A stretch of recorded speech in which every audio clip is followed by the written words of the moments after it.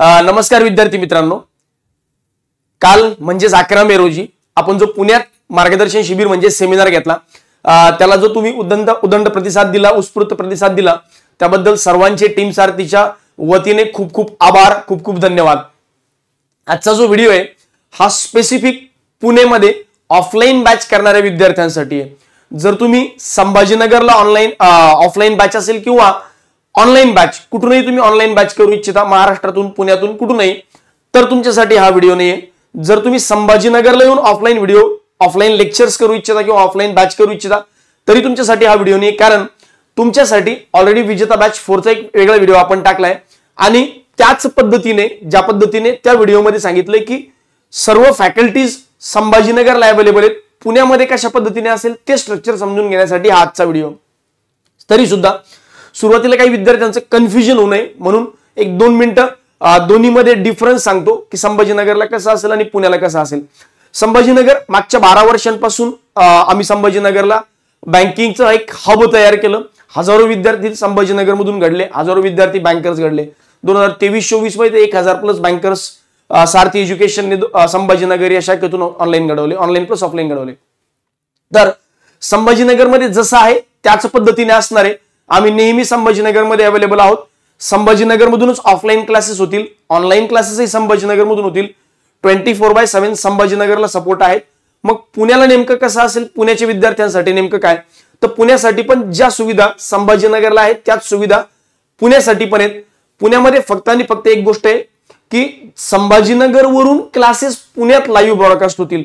म्हणजे काय, for example पुण्यातले विद्यार्थी ऑफलाईन पुण्यात इतर क्लासला किंवा सारथी क्लासला ऑफलाईन क्लास करतात, पण जर संभाजीनगरच्या फॅकल्टी पुण्यात शिकवत नसतील तर थोडासा डिफरन्स क्रिएट होतो की नाही सर, संभाजीनगरला वेगळ्या फॅकल्टीज आणि पुण्यात वेगळ्या फॅकल्टी, हा डिफरन्स क्रिएट होऊ नये म्हणून आपण काय केलंय की पुण्यातल्या ब्रांचमध्ये संभाजीनगरचेच लाईव्ह ब्रॉडकास्टिंग केलंय। म्हणजे संभाजीनगरवरून मी क्वांटिटेटिव्ह ॲप्टिट्यूड शिकवतोय, पुण्यामध्ये स्क्रीनवर तुम्हाला क्वांटिटेटिव्ह ॲप्टिट्यूड हा विषय माझा शिकवण्यात दिसेल। त्यामुळे जी क्वालिटी संभाजीनगरच्या विद्यार्थ्यांना मिळते तीच क्वालिटी पुण्यातल्या विद्यार्थ्यांना मिळेल, हा उद्देश डोळ्यासमोर ठेवून आपण पुण्याची ब्रँच चालू केली। आता त्याबद्दल मी पूर्ण समजावून सांगतोच की नेमकं कशा असेल, कशा पद्धतीने असेल। सुरुवातीला फक्त हे सांगण्याचा उद्देश काय की संभाजीनगरमध्ये जे आहे ते आहे, त्यात कुठलाही बदल नाही। पुण्यामध्ये काय असेल त्याबद्दल आपण या व्हिडिओमध्ये डिस्कस करूया। सुरुवातीला समजून घेऊया की सारथी एज्युकेशन मागच्या 5 वर्षांमध्ये चालू झालं आणि एवढ्या कमी वेळेमध्ये सारथी एज्युकेशन एवढं का नावारूपास आलं, त्याच्या मागचे रिझल्ट आहे, त्याच्या मागचे कारण आहे। सगळ्यात महत्त्वाचं ते म्हणजे आपले रिझल्ट्स।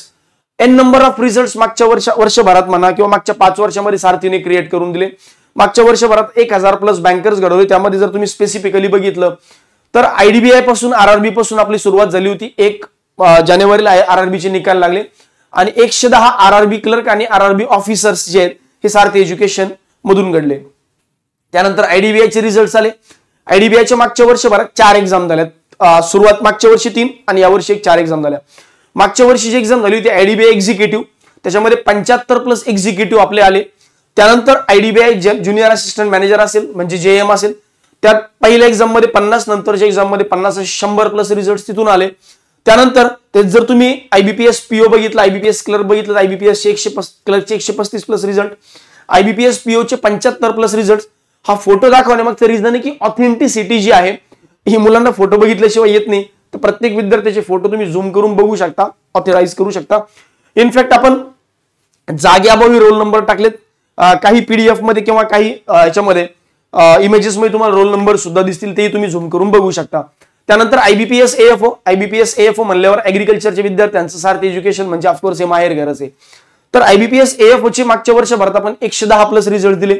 सोबत कृषी सेवकची मागच्या वर्षभरात जाहिरात आली होती, तर कृषी सेवकचे 100+ निकाल जे आहेत हे आपण मागच्या वर्षभरात दिले। तर अशा पद्धतीने 1000+ निकाल अजून SBI क्लर्कचा मेन्सचा रिझल्ट पेंडिंग आहे, त्यात अराउंड 100 ते 150 रिझल्ट जे आहेत ते डेफिनेटली मी लिहून देतो की 100 ते 150 रिझल्ट क्लरिकलची येतील। आणि एक IDBI ज्युनियर असिस्टंट मॅनेजरची PGDBF चा प्रोग्रामची हे झाली आहे, एक्झाम झाली आहे, ते अराउंड 50 रिझल्ट मिनिमम, ते म्हणजे अराउंड 200 रिझल्ट आपले अजूनही पेंडिंग आहेत। म्हणजे आपण तो आकडा जो आहे हा यावर्षीच 1200च्या आसपास घेऊन जाणार आहे, यात कुठलीही शंका नाही। मग नेमकं सारथी एज्युकेशन एवढे रिझल्ट देतंय, हे कशामुळे येतात तर त्याच्या मागचे वेगवेगळे रिझन्स आहेत. सगळ्यात महत्त्वाची गोष्ट आपल्या फॅकल्टीज. आपण पहिल्यापासून एक गोष्ट पाळली आहे की एक विषय एक फॅकल्टी. मग प्रत्येक विषयाला एकच फॅकल्टी, पूर्ण न्याय, विद्यार्थ्यांकडून करून घेण्याची पद्धत. म्हणजे एक्झाम मध्ये बॅच मध्ये जर तुम्ही बघितलं तर सिम्प्लिफिकेशन सारख्या टॉपिकचे आपण 1000+ क्वेश्चन सॉल्व्ह करून घेतो. डेटा इंटरप्रिटेशन सारख्या टॉपिकचे आपण 1000+ क्वेश्चन सॉल्व्ह करून घेतो. सिटिंग अरेंजमेंट पझलचे 2,000 क्वेश्चन आपण सॉल्व्ह करून घेतो. तर खूप चांगल्या पद्धतीने प्रॅक्टिस वाला जो पार्ट आहे हा सारथी एज्युकेशनच्या रेग्युलर बॅच मध्ये होतो. म्हणून तुम्ही आजही बघा आपली बॅच जी आहे ही महाराष्ट्रातच नव्हे तर भारतात कुठल्याही क्लासपेक्षा आपण जास्त ड्युरेशन मध्ये शिकवतो. 5 ते 6 महिने आपली मिनिमम बॅच चालते. प्री आणि मेन्स दोन्ही बॅचेस आपण पहिल्यांदा प्री घेणार, नंतर मग पुन्हा मेन्स घेणार. अशा पद्धतीने कॉन्क्रीट सोल्युशन, कंप्लीट सोल्युशन सारथी एज्युकेशनच्या माध्यमातून देतो. त्यामुळे एवढे रिझल्ट जे आहेत हे तुम्हाला मागच्या काही दिवसांपासून सारथीने प्रोड्यूस केलेले दिसतील. आता पुण्यात ज्या ब्रँचेस आपण चालू करतोय त्या 2 स्पेसिफिक वेगवेगळ्या 2 बॅचेस आहेत. त्या 2 बॅचेस कशा, असे विद्यार्थी जे एकदम फ्रेशर्स आहेत. फ्रेशर म्हणजे माझं ग्रॅज्युएशन झालं, यापूर्वी बँकिंगची कुठलीही तयारी केली नाही, तर मग तुमच्यासाठी प्री प्लेस मेन्स आणि इंटरव्ह्यू हे पूर्ण गायडन्सची बॅच असेल, जी बॅच चालू होते 15 मे पासून. बघा मी पुन्हा सांगतोय, असा एखादा विद्यार्थी ज्याला आजपर्यंत बँकिंगचा कुठलाही गंध नाही, ज्याने आजपर्यंत बँकिंग केलंच नाही पण बँकिंग मध्ये करिअर करू इच्छितो, अशा विद्यार्थ्यांसाठी स्पेशली कोणती बॅच, प्री मेन्स आणि इंटरव्ह्यू ही बॅच चालू होते 15 मे पासून. आता काल जेव्हा मी 11 मेचा सेमिनार घेतला त्यानंतर बरेच विद्यार्थी तिथं भेटले आणि क्लासवर येऊन पण भेटले पर्सनल काउन्सिलिंगसाठी. तेव्हा ते म्हणत होते की सर सार्थ एज्युकेशन बद्दल आम्हाला सुरुवातीला कळलंच नाही, माहितीच नव्हतं. आम्ही वेगवेगळ्या क्लासच्या बॅचेस घेतल्या आणि तिथं आमच्या रिअलाइज झालं की यार आमच्याकडे मेन्स शिकवले जात नाही, प्रीचं थोडंफार शिकवतात, ते पण 1.5-2 महिन्यामध्ये बॅच पूर्ण केले जाते. तर आम्हाला तुमच्याकडनं मेन्सचं गायडन्स पाहिजे.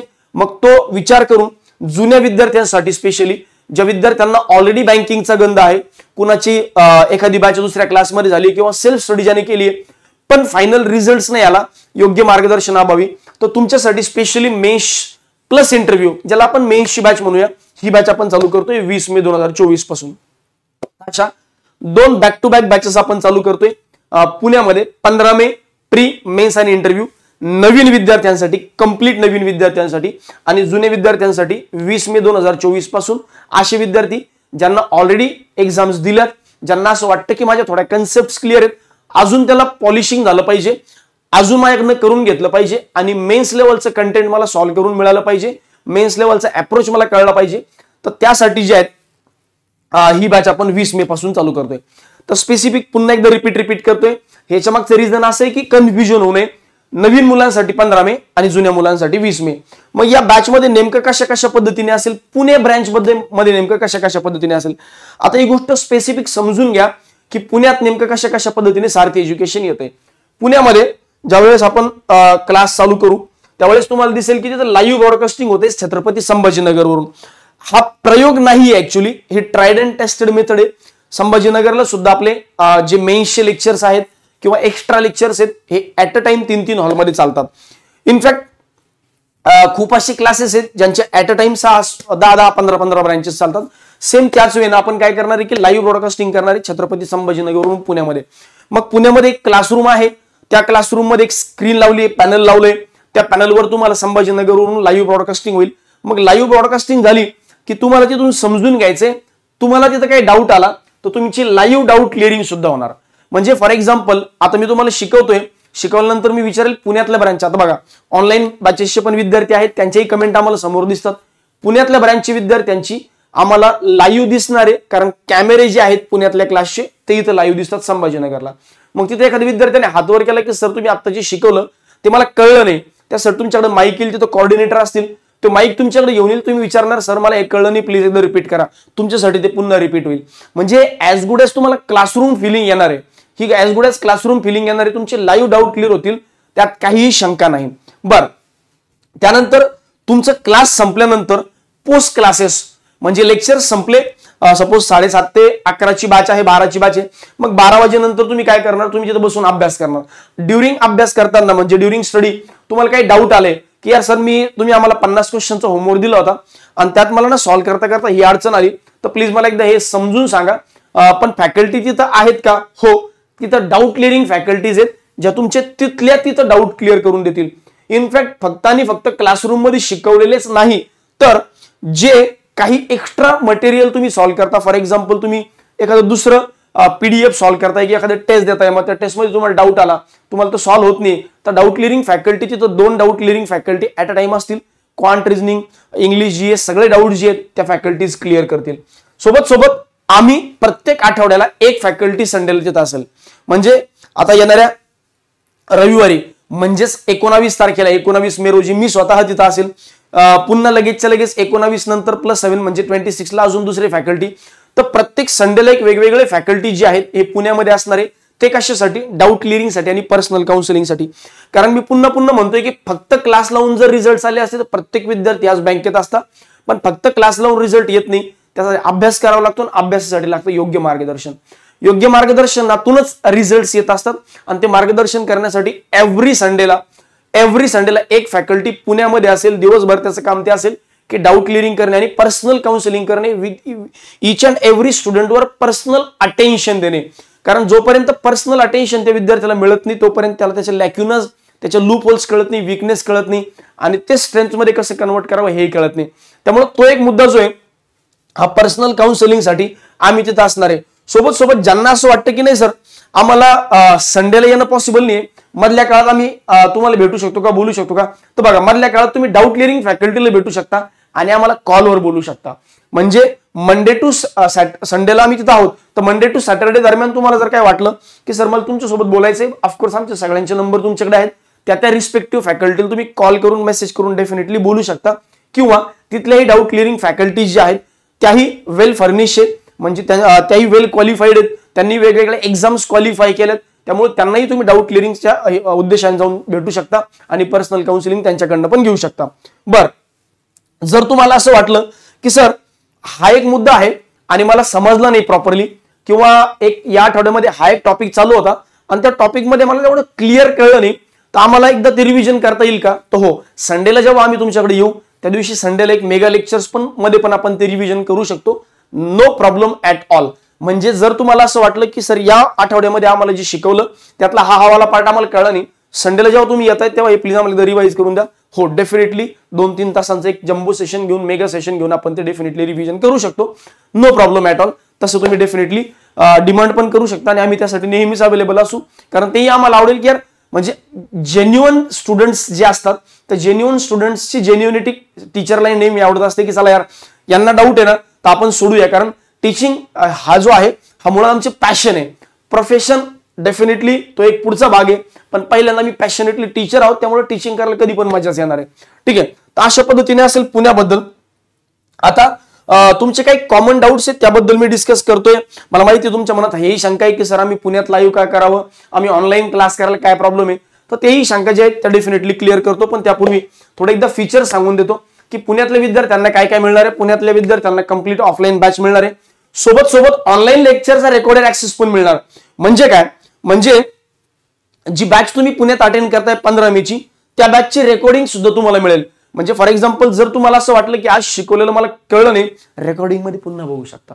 म्हणजे बघा, एक तर तुमच्यासाठी ऑफलाईन फॅकल्टीज अवेलेबल आहेतच डाऊट क्लिअरिंगला, सोबत ऑनलाईनचा लेक्चरचा रेकॉर्डेड ऍक्सेस पण आहे, म्हणजे तेही तुम्ही रिपीट बघू शकता. तर एवढ्या सगळ्या फॅसिलिटीज आपण तिथे अवेलेबल करून देतोय. ऑनलाईन ऑफलाईन जरी तुम्ही ऍडमिशन घेतलं तरी ऑनलाईनचा ऍक्सेस मिळणारच आहे. म्हणजे ज्या विद्यार्थ्यांना वाटतं की मला ऑनलाईन घ्यायचंय, तुम्हाला ऑनलाईन घ्यायची गरजच नाही, कारण तुम्ही ऑनलाईन तुम्हाला ऑफलाईनचा ऍक्सेस ऑनलाईन मध्ये मिळणारच आहे, त्यामुळे वेगळं काही करण्याची गरज नाही. फ्री ऑनलाईन टेस्ट बाय अड्डा 247 ऑनलाईन टेस्ट सिरीज देतो आपण अड्डा 247 ची. त्यानंतर पूर्ण बुक्स तुम्हाला मिळतील 5 विषयांचे प्रिंटेड बुक्स. जर जनरल ग्रॅज्युएट तुमचा असेल तर 4 विषयांचे आणि तुमचं ऍग्रिकल्चर ग्रॅज्युएशन असेल तर 5 विषयांचे पूर्ण बुक्स तुम्हाला मिळतील. लक्षात घ्या, पूर्ण बुक्स तुम्हाला पुण्यातल्या ब्रांच मध्ये मिळतील. एक्स्ट्रा प्रॅक्टिस मटेरियल मिळेल. डाऊट क्लिअरिंग तर ऑफकोर्स आहेच. 1 वर्षाची व्हॅलिडिटी असेल. जरी ऑफलाईनची व्हॅलिडिटी 1 वर्षाची असली, नियमाने ती 1 वर्षाची, पण आपण 1 वर्षानंतरही विद्यार्थ्यांना रिपीटेडली बसू देतो. का? कारण की आम्हाला माहिती आहे की 1 वर्षानंतरच खरा विद्यार्थी तयार होत असतो रिझल्ट देण्यासाठी, आणि त्यावेळेस आमची सपोर्टची खूप गरज असते. म्हणून तुम्ही आजही संभाजीनगरला येऊन बघा, ज्यांची व्हॅलिडिटी संपूर्ण 1 वर्ष झालंय, म्हणजे 1.5-2 वर्ष झालेत, असे विद्यार्थ्यांना आम्ही जनरल अवेअरनेस असेल, क्वांट असेल, इंग्लिश असेल, जीए असेल, एक्स्ट्रा लेक्चर जे होतात त्या लेक्चरला आम्ही डेफिनेटली अलाउ करतोच. तर एवढ्या सगळ्या फॅसिलिटीज सोबत क्लासची बॅग, तर या सगळ्या फॅसिलिटीज ज्या आहेत या ज्या संभाजीनगरच्या विद्यार्थ्यांना मिळतात त्या पुण्यातल्या विद्यार्थ्यांना सुद्धा डेफिनेटली मिळणार आहे. बरं, सोबत सोबत एकदा एक्झाम क्वालिफाय झाले की सगळ्यात महत्त्वाचा पार्ट असतो इंटरव्ह्यूचा, आणि यात मुलांना फार भीती वाटते. तर इंटरव्ह्यूचा पार्ट सुद्धा हा फ्री ऑफ कॉस्ट सारथीच्या विद्यार्थ्यांना डेफिनेटली मिळणार आहे. ती पण फीस जी आहे ही बॅच मध्ये इन्क्लुडेड आहे. त्यानंतर पुढचा मुद्दा आहे तो बुक्स. जसं मी आता सांगितलं की आपले बुक्स आहेत बघा, quantitative aptitude, logical reasoning, English, general awareness, हे सगळे जे बुक्स आहेत हे डेफिनेटली सारथीच्या विद्यार्थ्यांना फ्री ऑफ कॉस्ट मिळणार आहे. हे पण फीस मध्ये तुमच्या इन्क्लुडेड आहेत. आता मुद्दा असा असतो, मी अगोदर पण सांगितलं की फक्त आणि फक्त क्लास करून होत नाही. विद्यार्थ्यांवर पर्सनल लक्ष द्यावं लागतं, विद्यार्थ्यांना पर्सनल काउन्सिलिंग करावे लागतात, त्यांच्याकडून करून घ्यावं लागतं. हा सगळा पार्ट जो आहे हा सारथी खूप चांगल्या पद्धतीने मागच्या 5 वर्षांपासून करते. हा फीडबॅक तुम्ही सारथीच्या संभाजीनगरच्या ब्रांचेसवरून किंवा ऑनलाईनच्या कुठल्याही विद्यार्थ्यांकडून घेऊ शकता की हो खरंच सारथी त्या पद्धतीने करून घेतं का, तर तेही तुम्हाला सांगतील की हो सारथी त्या पद्धतीने करून घेतं. डेडिकेटेड प्रॅक्टिस टेस्ट असतील, ऑन 1 year व्हॅलिडिटी ऍडमिशन असेल, त्यानंतर तुमचं रेकॉर्डेडचा ऍक्सेस असेल, पर्सनल काउन्सिलिंग असेल, हावाला जो पार्ट आहे, या सगळ्या गोष्टी ज्या आहेत या सगळ्या गोष्टी सारथी तुमच्याकडून डेफिनेटली करून घेणार आहे पुण्यातल्या ब्रांचमध्ये सुद्धा. आता यासाठी नेमकी फीज काय असेल बघा, संभाजीनगरमध्ये जी फीज आहे तीच पुण्यात फीज आहे, कारण सगळ्या फॅसिलिटी संभाजीनगरच्या पुण्यात आहे. जसं जर तुम्हाला नवीन बॅच करायची, एकदम तुम्ही फ्रेशर आहात तर तुमच्यासाठी 25,000 रुपये फीज आहे. जर तुम्ही एकदम फ्रेशर आहात तर तुमच्यासाठी 25,000 रुपये फीस आहे, जी मी तुम्हाला सांगितली 15 मे पासून बॅच चालू होते. ज्यांना कुठल्याही बँकिंगचा गंध नाही पण बँकिंग मध्ये करिअर करायचे त्या लोकांसाठी ही फीज असेल 15,000 रुपये. पण जे विद्यार्थी फक्त आणि फक्त मेन्सची बॅच करू इच्छितात, ज्यांना वाटते की नाही सर मला फक्त आणि फक्त मेन्सची बॅच करायची, प्रीच्या बॅचची मला गरज नाही, जी 20 मे पासून मेन्सची बॅच चालू होते त्यांच्यासाठी फीस असेल 12,500 रुपये. पण जे की आपण पहिल्यांदाच पुण्यामध्ये चाललोय म्हणून आपण पहिल्या 100 विद्यार्थ्यांसाठी 20% डिस्काउंट ठेवलंय. मग 20% आफ्टर 20% डिस्काउंट ही जी फीज आहे ही किती बनेल, तर ही 25,000च्या ऐवजी तुमच्यासाठी असेल 20,000, 20,000 रुपये, आणि 12,500च्या ऐवजी ही फीस असेल तुमच्यासाठी 10,000 रुपये. मग जे एकदम फुल बॅच पूर्ण pre plus mains plus interview आणि पूर्ण ऍक्सेस घेऊ इच्छितात अशा लोकांसाठी 20,000, ज्यांना फक्त आणि फक्त मेन्सची बॅच करायची अशा विद्यार्थ्यांसाठी 10,000 रुपये. पहिल्या 100 विद्यार्थ्यांसाठी ही फॅसिलिटी आपण जातोय पुण्यामध्ये पहिल्यांदा, म्हणून ही फॅसिलिटी आपण त्या पद्धतीने अवेलेबल करून देतोय. पुढचा मुद्दा आहे तो doubt clear about faculties. Sir इथे शिक्षक कोण कोण असणार आहे, मी अगोदरच सांगितले एक विषय एक शिक्षक हे आपलं तत्व आहे. मी स्वतः क्वांटिटेटिव्ह ॲप्टिट्यूड शिकवतो मागच्या 10 वर्षांपासून. मी स्वतः वेगवेगळे एक्झाम्स दिल्यात. माझं फायनल सिलेक्शन झालं होतं स्टेट बँक ऑफ हैदराबादमध्ये, स्टेट बँक ऑफ इंडियामध्ये, त्यानंतर महाराष्ट्र ग्रामीण बँकेमध्ये रिसेंटली टेटची एक्झाम दिली होती, त्याच्यामध्ये 152 मार्कांच्या शाळेवर बोर्ड ठेवलं असतं, ती शाळेत मी शिक्षक झालो असतो. पण जॉईन करायचं नव्हतं आणि एखाद्या विद्यार्थ्याचं नुकसान होऊ नये म्हणून मी प्रेफरन्स फॉर्मच नाही भरले. त्यानंतर मधल्या काळात दरवर्षी वेगवेगळ्या एक्झाम्स आम्ही देतो आणि नेहमी एक्झाम क्वालिफाय होतो. वेगवेगळ्या एक्झाम देऊन क्वालिफाय होऊन सिलेक्ट झाले ही एकमेव संस्था आहे जिथं ईच अँड एव्हरी फॅकल्टीचं सिलेक्शन झालेलं आहे. जिथं ईच अँड एव्हरी फॅकल्टीत सिलेक्शन झाले, म्हणजे असं नाही की बाबा आमचं कुठं सिलेक्शन झालं नाही म्हणून आम्ही क्लास चालू केलाय. सिलेक्शन झालं, स्वतः जॉब केला, जॉब सोडून दिला आणि मग क्लास स्टार्ट केले. तर विद्यार्थ्यांना मार्गदर्शन करण्यासाठी टीचरकडे ती एबिलिटी आहे का तुम्ही स्वतः बघू शकता. इनफॅक्ट मागच्या काही दिवसांपूर्वी मी स्कोर कार्ड पण शेअर केलं होतं 2011 मध्ये, ज्यावेळेस मी पहिली IBPS PO परीक्षा पास झालो होतो. त्यानंतर लॉजिकल रिझनिंग शिकवण्यासाठी आहेत वराडे सरांचं MBA झालंय. HDFC बँकेत सुरुवातीला जॉबला होते, त्यानंतर युनियन बँक ऑफ इंडियामध्ये ऑफिसर झाले, LIC मध्ये ऑफिसर झाले, ऍडमिनिस्ट्रेटिव्ह ऑफिसर. खूप चांगली पोस्ट LICW ची आहे. मागच्या 11 वर्षांचा 12 वर्षांचा अनुभव या शिक्षकांना आहे. वराडे सरांनी एकदा लॉजिकल रिझनिंग शिकवलं की मग पुन्हा आयुष्यात कधीच लॉजिकल रिझनिंग शिकण्याची गरज पडत नाही. हा विद्यार्थ्यांचा जेन्युइन फीडबॅक आहे. ठीक आहे. त्यानंतर जर तुम्ही बघितलं तर प्रदीप वराडे सर जे इंग्लिश शिकवतात मागच्या 9 वर्षापासून कन्सिस्टंटली सर इंग्लिश शिकवतात. MBA यांचं झालं होतं, यांचं जे आहे प्रदीप सरांचं MBA झालं. MBA झाल्यानंतर यांनी मागच्या 9 वर्षापासून इंग्लिश ट्रेनिंग देतात. TEFL सर्टिफाईड ट्रेनर आहे ते, आणि हजारो विद्यार्थ्यांना आजपर्यंत बँकिंगच्या विद्यार्थ्यांना आजपर्यंत त्यांनी इंग्लिश शिकवलंय. सोबत अक्षय सोळके सर आहेत. अक्षय सोळके सरांचं जनरल अवेअरनेसचं नाव ऑलमोस्ट बँकिंगची तयारी करणारे ईच अँड एव्हरी विद्यार्थ्याला माहिती आहे. कारण जनरल अवेअरनेससाठी एकमेव आणि परमनंट सोल्युशन म्हणलं तर अक्षय सोळके सर. अशी विद्यार्थ्यांमध्ये खूप कमी वेळात ख्याती मिळवणारा व्यक्ती म्हणजे अक्षय सोळके सर. जनरल अवेअरनेस विषयी शिकवतात. ग्रामीण बँकांमध्ये वेगवेगळे रिझल्ट्स यांचे आले होते. इंजिनिअरिंग बॅकग्राऊंड आहे. मागच्या 3-4 वर्षांमध्ये यांनी खूप चांगल्या पद्धतीने ऑनलाईन मध्ये आणि ऑफलाईन विद्यार्थ्यांमध्ये एक वेगळं वलय तयार केलं अक्षय चोळके सर. जनरल अवेअरनेस बद्दल जर बोलायचं झालं तर अक्षय चोळके सर. ऍग्रिकल्चर बद्दल बोलायचं झालं तर मी जसं अगोदरच सांगितलं की ऍग्रिकल्चरचं माहेरघर म्हणजे सारथी एज्युकेशन. तर सारथी एज्युकेशन मध्ये आपण ही जे फॅकल्टीज तुम्ही दिसतायत इच अँड एव्हरी फॅकल्टीचं सिलेक्शन झालंय ऍग्रिकल्चर फील्ड ऑफिसर म्हणून 2016 मध्ये ऍग्रिकल्चर फील्ड ऑफिसर म्हणून सिलेक्शन झालं होतं सिद्धेश्वर कोंगे सरांचं. यांनी बँक ऑफ इंडियामध्ये दीड वर्ष ऑलमोस्ट एक जॉब केला, ऍग्रिकल्चर फील्ड ऑफिसर म्हणून जॉब केला. त्यानंतर स्वतःचा जॉब सोडून विद्यार्थ्यांसाठी डेडिकेटेडली 100% देतात आता फक्त आणि फक्त ऍग्रिकल्चर विषयासाठी. तर एक ऍग्रिकल्चर विषयामध्ये एक विश्वासाचं नाव, एक खात्रीशीर नाव आणि विद्यार्थ्यांमध्ये यांची सुद्धा एक लोकप्रियता मागच्या 5 वर्षांमध्ये तुम्ही बघतायत की विद्यार्थी पूर्ण वेळ ऍग्रिकल्चर म्हणलं तर ऑफकोर्स सिद्धेश्वर कोंगे सर जे हे मागच्या 5 वर्षांपासून शिकवत आहेत. त्यानंतर आता मुद्दा असा येतो की डेमो लेक्चर्स. बघा फॅकल्टी सांगितलं, फीचर्स सांगितले. आता मी म्हणतोय की सारथीमध्ये तुम्ही ऍडमिशन घ्यावं का, तर हे मी तर ऑफकोर्स त्या क्लासचा फॅकल्टी आहे, क्लास आमचा आहे, ऑफकोर्स मी होच म्हणेल. पण नॉर्मली मी गोष्ट एक उदाहरण देतो, नॉर्मली मी एक एक्झाम्पल देतो की बाबा एखादं शर्ट आपण जेव्हा विकत घ्यायला जातो तेव्हा आपण वेगवेगळे 10 शर्ट पाहतो, मग फायनली डिसाईड करतो की हो हे शर्ट मला विकत घ्यायचे. पण आपण एखादा क्लास लावतोय, करिअरचा एवढा मोठा प्रश्न आहे तर आपण एखाद्या क्लासला डेमो लेक्चर का अटेंड करू नये म्हणून आम्ही डेमो लेक्चरची फॅसिलिटी नेहमी विद्यार्थ्यांना अवेलेबल करून देतो की बाबा तुम्ही डेमो लेक्चर अटेंड करा.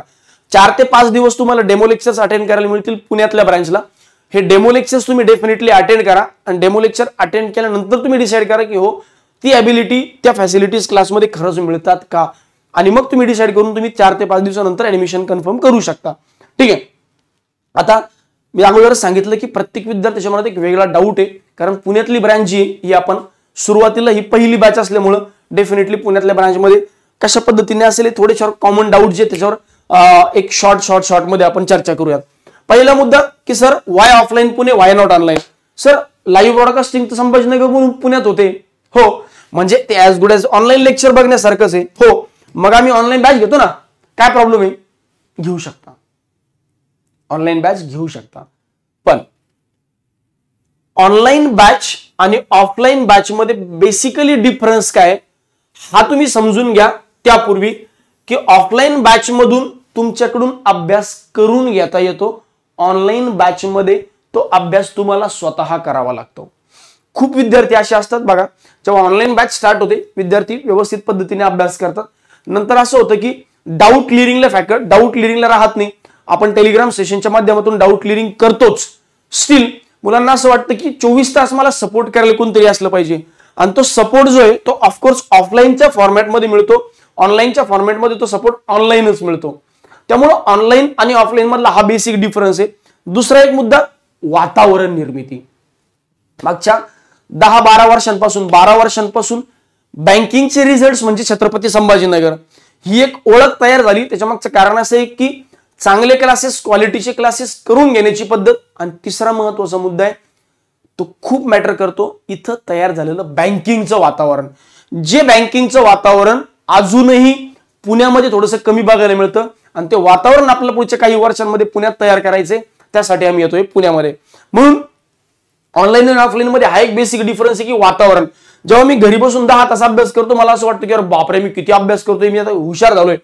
पण जेव्हा तुम्ही पुण्यासारख्या ठिकाणी, संभाजीनगर सारख्या ठिकाणी इतर विद्यार्थी बघता अरे इतर 12 तास अभ्यास करताय, 15 तास अभ्यास करताय, मग अशा वेळेस आपण त्यांच्यासोबत कंपॅरिझन होतं, ते एक हेल्दी कॉम्पिटिशन बनतं आणि त्या कॉम्पिटिशन मधून आपली ग्रोथ होत असते. म्हणून हा एक बेसिक डिफरन्स आहे ऑनलाईन आणि ऑफलाईन. तर तुम्ही ऑनलाईन घ्यावं का, घेऊ शकता, ऑफलाईन घ्यावं का, घेऊ शकता. बेटर कोणते, तर ऑनलाईन मध्ये आपली फीस जी आहे ही अराउंड 15,000 रुपये, ऑफलाईनची पुण्यातली फीस 20,000 रुपये. त्या 5,000 तुम्हाला एक्स्ट्रा 5,000 तुम्हाला सगळ्या फॅसिलिटीज मिळणार आहेत ज्या संभाजीनगरच्या विद्यार्थ्यांना मिळतात. त्यामुळे ऑनलाईन आणि ऑफलाईन हा डेफिनेटली डिसिजन तुमचा आहे. पण स्टील मला जर तुम्ही विचारताल तुम्ही म्हणेल ऑफलाईन करा. 5,000 रुपये म्हणजे 3 दिवसांचा पगार आहे राव तुमचा बँकेत सिलेक्शन झाल्यानंतर, 3 ते 4 दिवसांचा पगार आहे. त्यामुळं डेफिनेटली मला जर तुम्ही विचारलं मी म्हणेल की तुम्ही ऑफलाईन करा. ऑनलाईन काहीच प्रॉब्लेम नाही. ऑनलाईन प्रत्येकाने विद्यार्थ्यांनी प्रत्येकाने आता ऑनलाईनचा ऍक्सेस करून बघितलंय, म्हणजे युट्यूब बघितलंय, त्यामुळे ऑनलाईन मध्ये काहीच प्रॉब्लेम नाही. पण ऑनलाईन आणि ऑफलाईन मध्ये हे बेसिक डिफरन्स आहे. जर तुम्ही स्वतः घरी राहून अभ्यास करू शकता तो मोमेंटम तुमच्याकडे आहे, आणि तुम्हाला असं वाटतं की हो सर मी करू शकतो, तुम्ही जेवढं सांगताल मी तेवढं प्रामाणिकपणे करेल, तर तुम्ही ऑनलाईनला ऍडमिशन घेतलं तरी काही वाईट नाही, चांगली गोष्ट आहे. ठीक आहे. कोणतं चांगलंय तुम्ही म्हणेल दोन्ही पण चांगले आहेत. दोन्हीमध्ये पण तेच सोल्युशन आहे, कारण ऑनलाईन मध्ये जे शिकवतो तेच ऑफलाईन मध्ये शिकवतो.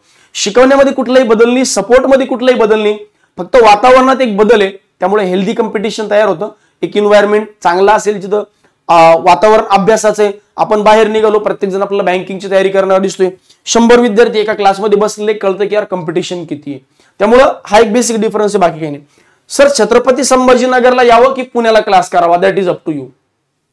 दोन्हीमध्ये पण आहे. छत्रपती संभाजीनगरला आम्ही 24/7 अवेलेबल आहोत. पुण्यामध्ये पण आम्ही 24/7 अवेलेबल आहोत, पण ऑफलाईन मोडमध्ये, ऑनलाईन मोडमध्ये.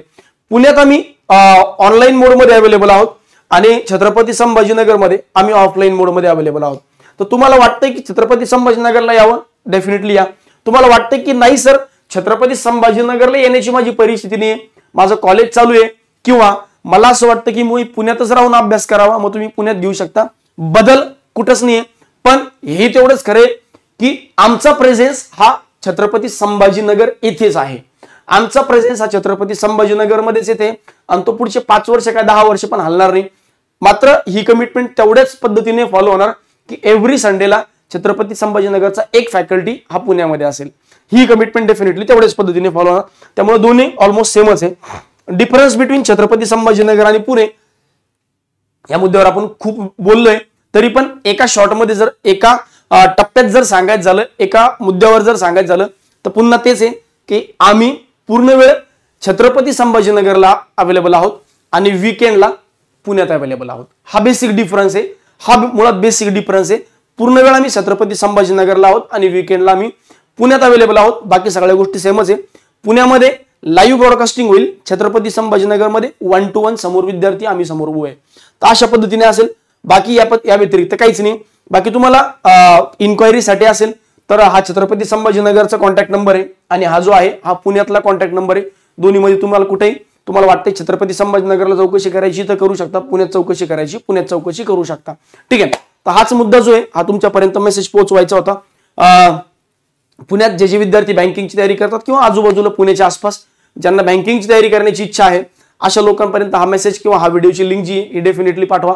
आणि या युट्यूबच्या चॅनलला सबस्क्राईब करायला विसरू नका आणि लाईक करायला विसरू नका. Thank you very much. Bye bye.